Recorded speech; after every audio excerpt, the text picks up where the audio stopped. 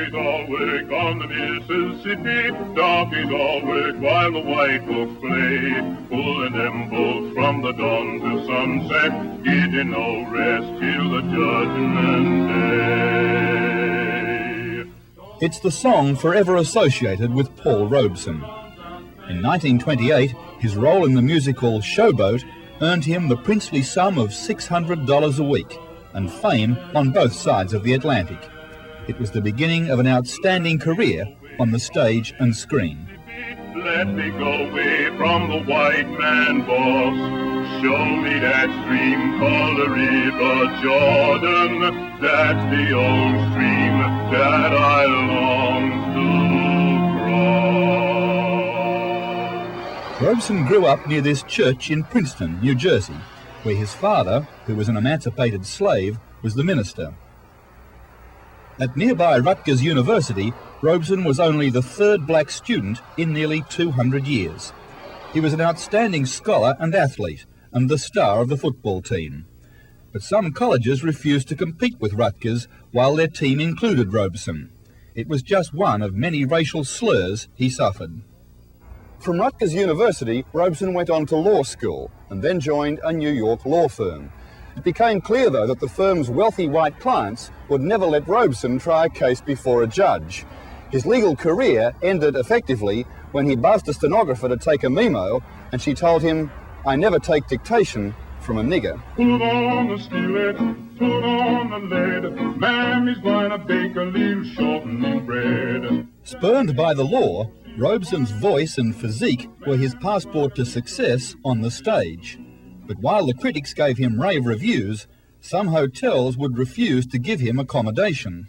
He was so wonderful to be with when he was with you that you couldn't help but forgive him. Paul Robeson Jr. is the only child of his father, and perhaps his greatest champion. Paul Sr. was not the most attentive of fathers, nor the most faithful of husbands. But for his son, these were minor flaws. I think he saw himself as a forerunner for not only his own people, but for all those who were disadvantaged and oppressed around the world. So I think he felt he had a mission to perform that was far beyond responding to some personal insult. He was rather, to the extent one can be, rather impersonal about that. I mean, he didn't take it personally, or put another way, he felt he had a much broader mission to perform than to get tangled up in responding to some stupid racial insult. Robeson's many stage and screen roles underscored his deep understanding of black culture. But his work was not universally applauded by America's black community, where he was sometimes accused of promoting racial stereotypes. This British film, Sanders of the River, was denounced by Robeson, who accused the producer of tricking him by changing the script after Robeson's part had been shot. Every time I've seen the beautiful face of your great king, my heart has filled with joy. When have you seen his face? No. Oh, little round pieces of silver. I think that all of his performances, one way or another, advanced the cause of African Americans and colored people the world over because of his enormous personal dignity, regardless of what role he was playing.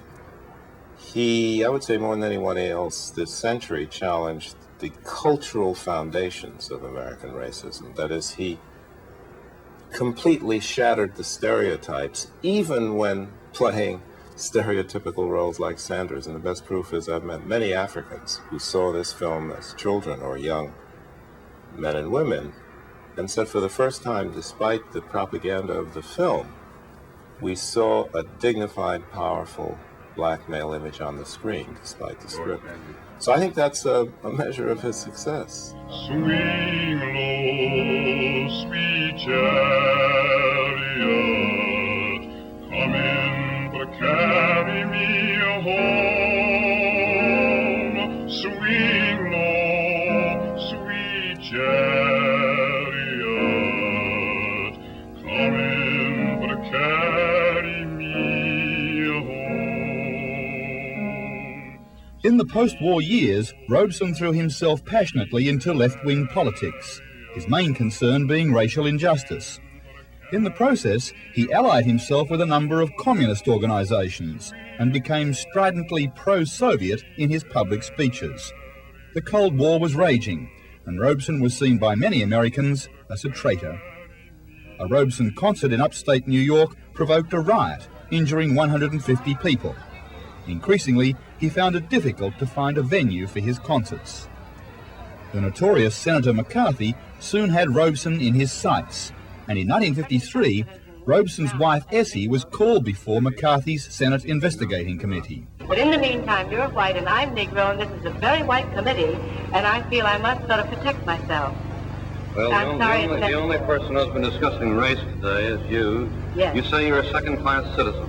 I think that every communist in this country is and should be considered a second-class citizen. Unable to silence Robeson, the American State Department found an effective way to clip his wings. They confiscated his passport. For 8 years, he was, in his own words, a prisoner in his native land. Finally, when the ban on his travel was lifted, Robeson was greeted as a hero in Europe while remaining a non-person in America. As you get on your feet again,